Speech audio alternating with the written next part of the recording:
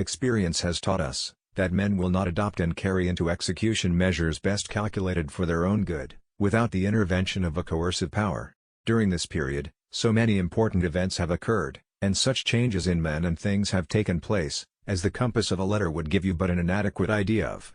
None of which events, however, nor all of them together, have been able to eradicate from my mind the recollection of those happy moments, the happiest of my life, which I have enjoyed in your company. You will agree with me in opinion that there is nothing which can better deserve your patronage than the promotion of science and literature. Knowledge is in every country the surest basis of public happiness. Compared with the perils which our forefathers conquered because they believed and were not afraid, we have still much to be thankful for. Nature still offers her bounty and human efforts have multiplied it. Plenty is at our doorstep, but a generous use of it languishes in the very sight of the supply.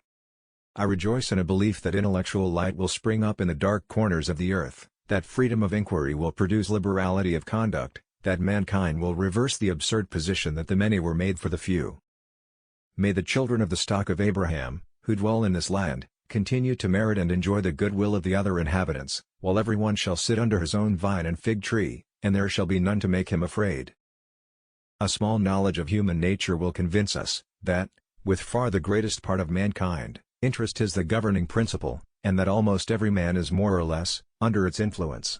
Motives of public virtue may for a time, or in particular instances, actuate men to the observance of a conduct purely disinterested, but they are not of themselves sufficient to produce persevering conformity to the refined dictates and obligations of social duty.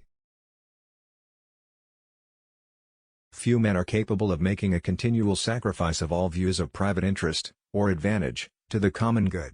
It is vain to exclaim against the depravity of human nature on this account. The fact is so, the experience of every age and nation has proved it, and we must in a great measure change the constitution of man, before we can make it otherwise.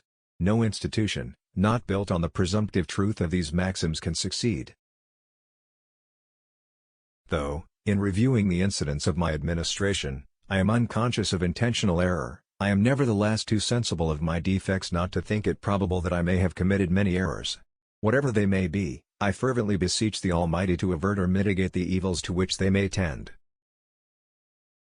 I shall also carry with me the hope that my country will never cease to view them with indulgence, and that, after 45 years of my life dedicated to its service with an upright zeal, the faults of incompetent abilities will be consigned to oblivion, as myself must soon be to the mansions of rest.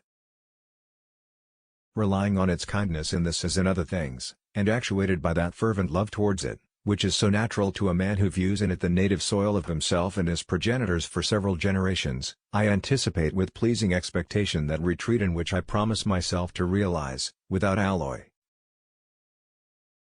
the sweet enjoyment of partaking, in the midst of my fellow citizens, the benign influence of good laws under a free government, the ever-favorite object of my heart, and the happy reward, as I trust, of our mutual cares, labors, and dangers. Lay waste all the settlements around, that the country may not be merely overrun, but destroyed. Listen to any overture of peace before the total ruin of their settlements is effected.